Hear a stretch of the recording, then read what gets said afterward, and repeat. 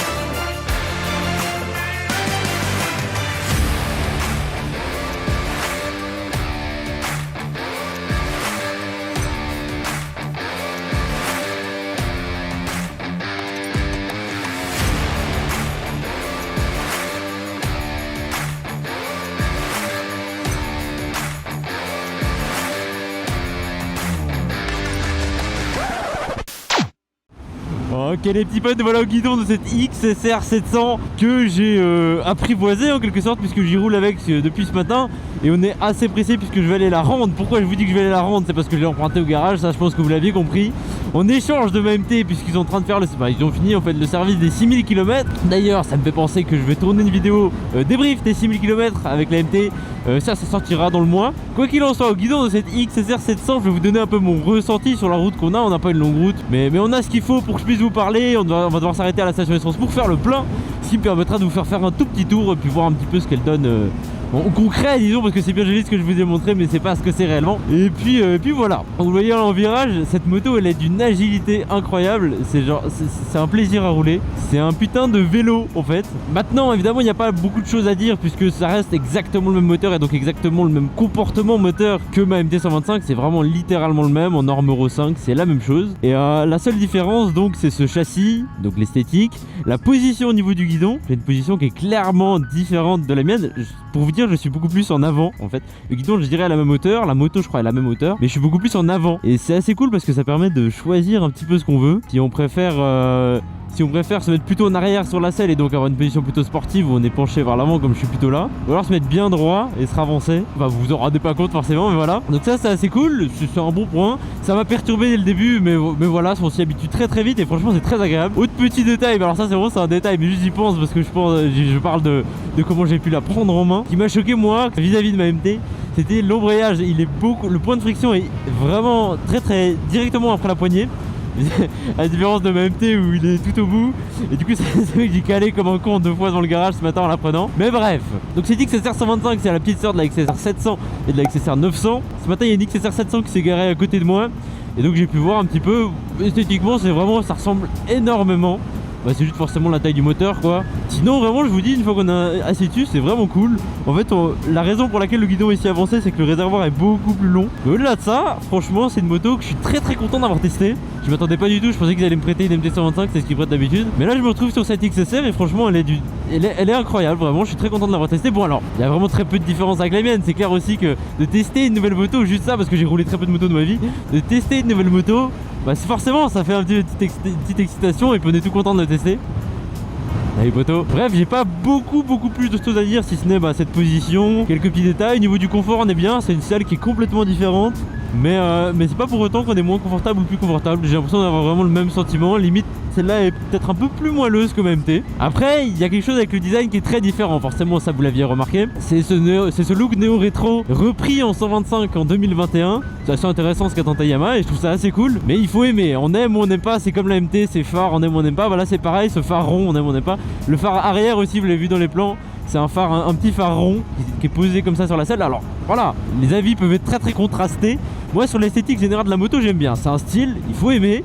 Et moi j'aime bien. Ensuite Yamaha, ils n'ont pas changé forcément sur toutes les pièces qui sont changeables, c'est-à-dire les clignotants, le pot d'échappement, etc. Et bah forcément ils ont mis quelque chose qui était dégueulasse. Voilà, les clignotants, je sais pas si on les voit bien, sont juste dégueulasses. Alors vraiment. Pareil pour le pot d'échappement, vous l'avez vu, c'est pas un pot d'échappement qui est magnifique, il est gros, il est imposant, c'est encore plus moche que celui que j'ai d'origine sur MT, donc voilà. C'est un des points négatifs qui est souvent relevé chez Yamaha. Forcément ça s'explique, ils veulent qu'on achète des pièces par derrière. Il faut noter que cette moto là est 500 francs moins chère que ma MT, donc 500 francs moins cher, ça permet aussi d'avoir 500 francs de plus à investir, que ce soit dans de l'équipement, dans le permis, ou justement pour changer ses pièces, changer le pot d'échappement, etc. A noter qu'elle coûte moins cher pour le même moteur, donc c'est quelque chose à prendre en compte, c'est assez intéressant ça. Donc au niveau du prix, 5000 francs suisses ou 4500 €, donc 500 francs d'économiser. Au-delà de ça, au niveau des finitions, on est un peu au même niveau que ma MT. On est sur quelque chose d'assez classique, on a pareil le même problème des petits fils, la finition des fils là qui est mal faite. Voilà, mais en général, d'un point de vue général, cette moto elle est parfaite. Elle est plutôt bien finie, elle est vraiment cool. Et c'est un plaisir à rouler. Je vous dis franchement, c'est un petit jouet, c'est un petit vélo, ça se roule comme de rien pour apprendre, je pense que c'est parfait.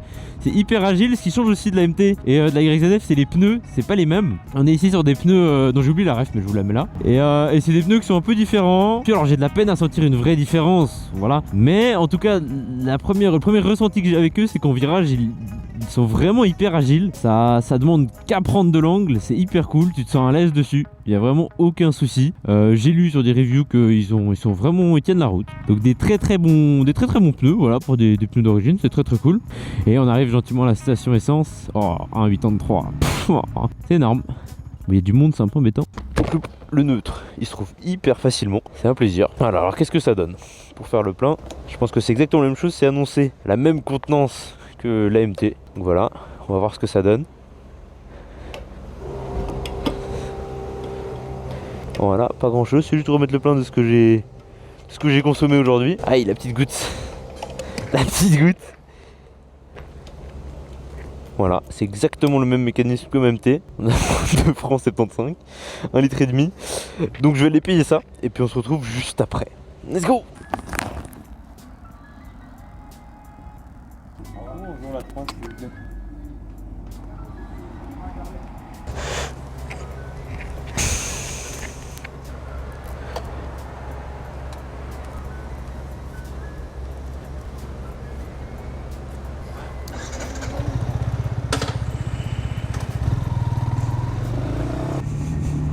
Eh ben, il avait pas l'intention de regarder lui. Voilà, sur les Komodo ici c'est exactement pareil que la MT, une fois de plus. Clignotant, il n'y a pas de warning. Mais au-delà de ça, exactement pareil. On va s'arrêter juste là. C'est un rond-point sans fin. Il y a même le panneau rond-point, voilà, mais ça mène à rien. Voilà. Du coup c'est parfait juste pour que je puisse vous montrer tout ça. Donc la moto, une fois qu'on est autour, c'est un beau bolide. Je peux vous montrer la plaque, celle du garage, hein, je l'ai dit. Il y a un L, voilà, j'ai même pas fait gaffe. Mais voilà, c'est une moto vraiment assez cool. C'est pas une petite moto. Franchement, ça impose, vous la voyez, c'est pas, on dit pas forcément que c'est une 125. En faisant le tour, bah voilà, on a une moto qui est assez fine aussi. Plus fine que la mienne en tout cas, ce gros pot dont j'ai parlé. On a bah voilà, ce moteur. Bon, il est tout sale parce que ce matin je me suis tapé la pluie. J'espère qu'ils ont lavé ma MT. On a ce boîtier, je sais pas du tout ce que c'est. Il y a des deux côtés ces espèces de boîtes là. Je sais pas trop ce que c'est. Et au-delà de ça, bah voilà. Ouh, j'ai failli tomber, putain. C'est une moto qui est fine, mais qui est très très cool. Franchement, qui a une belle gueule. On a ce phare ici, avec les phares de croisement normaux. Puis si je mets les grands phares, on a une diode. Là, on se rend pas bien compte. Il y a une diode qui s'allume au-dessus, puis ça éclaire juste plus haut et plus fort.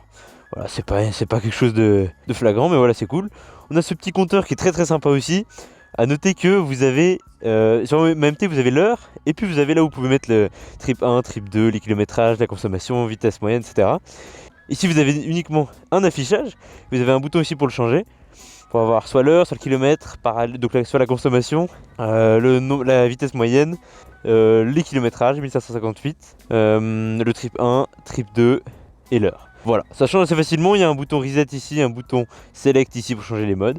C'est tout simple, on a ce contour très très petit, tout est beaucoup plus compacté. On voit assez bien, même si la luminosité n'est pas extrêmement forte, c'est un point à noter. Dire ce petit compteur il est très très chou, j'aime beaucoup. Et puis il y a quelque chose que je vous ai jamais montré sur la MT, je me suis dit que j'allais penser à le faire sur cette moto là. C'est la selle, je vais regarder, j'ai pas encore regardé non plus. On ouvre ici. On a un petit truc pour mettre la clé. Et voilà. Je sais pas si c'était une très bonne idée, mais voilà. Donc j'y suis. Comme sur la MT, vous avez une petite trousse à outils ici. Et puis très peu de place dedans, c'est juste pour accéder à la batterie, si vous voulez mettre un boîtier Pégase. Et carte grise à la limite, un gilet jaune en France.